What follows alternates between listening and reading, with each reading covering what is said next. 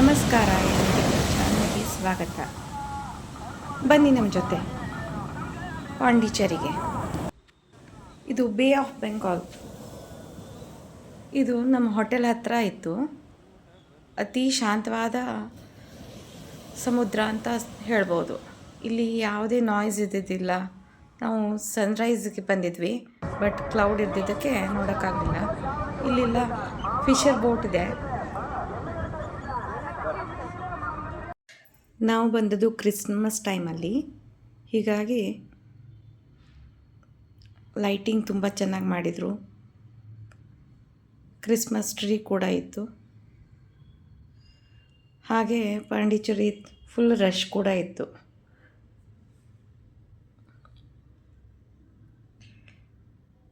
ನಂತರ ನಾವು ಗಣಪತಿ ದೇವಸ್ಥಾನಕ್ಕೆ ಹೋದ್ವಿ ಮರುದಿನ. ಇಲ್ಲಿ ಫೇಮಸ್ ಇದೆ ಇದು ಗಣಪತಿ. ಒಳಗಡೆ ಪರ್ಮಿಷನ್ ಇದ್ದಿಲ್ಲ, ಆದರೂ ಕೂಡ ಸ್ವಲ್ಪ ನಿಮಗಾಗಿ ಶೂಟ್ ಮಾಡ್ಕೊಂಡು ಬಂದಿದ್ದೀನಿ.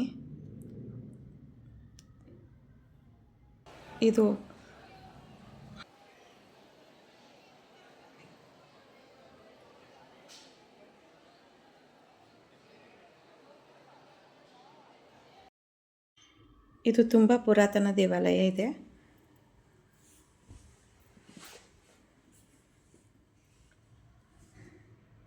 ನೀವು ನೋಡ್ತಾ ಇರ್ಬೋದು, ತುಂಬ ಚೆನ್ನಾಗಿರುವ ಕಲಾಕೃತಿಗಳನ್ನು ಮಾಡಿದ್ದಾರೆ.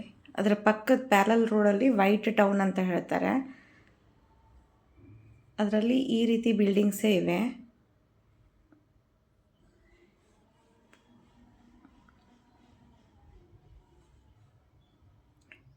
ನಂತರ ನಾವು ಹೋಗಿದ್ದು ರಾಕ್ ಬೀಚ್ ಅಂತ.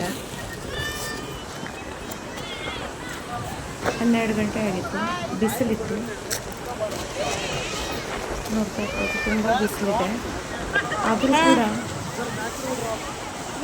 ಸೆಕೆ ಅನ್ನಿಸ್ತಾ ಇರಲಿಲ್ಲ, ಗಾಳಿ ಇತ್ತು.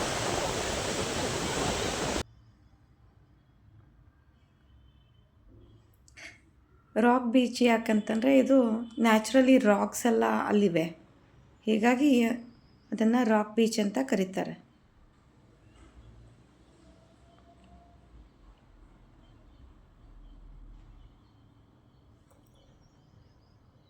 ಅಷ್ಟು ಬಿಸಿಲಲ್ಲೂ ಇದ್ದರೂ ಕೂಡ ನಮಗೆ ಸೆಕೆ ಅಂತ ಅನ್ನಿಸ್ಲಿಲ್ಲ. ಗಾಳಿ ಕೂಡ ಬರ್ತಾ ಇತ್ತು. ಹಾಗೆ ಸಮುದ್ರದಲ್ಲಿ ಕಡಲ ತೀರದಲ್ಲಿ ಕುತ್ಕೊಂಡು ಎಂಜಾಯ್ ಮಾಡಿದ್ವಿ.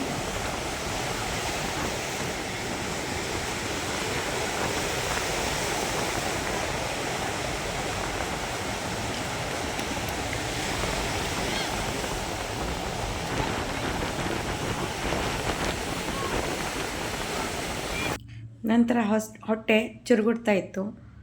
ಅಲ್ಲೆಲ್ಲ ಪಿಜ್ಜಾನೇ ಸಿಗತ್ತೆ ನಿಮಗೆ ಹೆಚ್ಚಾಗಿ. ನಾವು ಹೋಗಿದ್ದು ಒಂದು ಹೋಪ್ ಅಂತ.